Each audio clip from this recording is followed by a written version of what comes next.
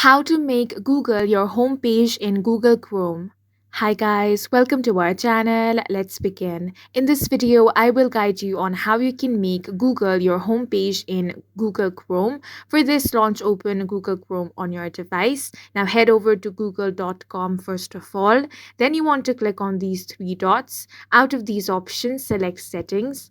Now from the left hand side panel, click on the option of Start Up. Now you have three options here. Open the new tab page, continue where you left off and open a specific page or a set of pages. Go ahead and select the third option. Now you can use current pages by clicking on this option, or you can click on add a new page, then simply copy this and then paste google.com over here. After you paste it, click on the add option. Once that is done, Google has been made as your homepage in Google Chrome, and that's it for this video. If you found it helpful, please make sure to hit the like button and subscribe for more videos like this.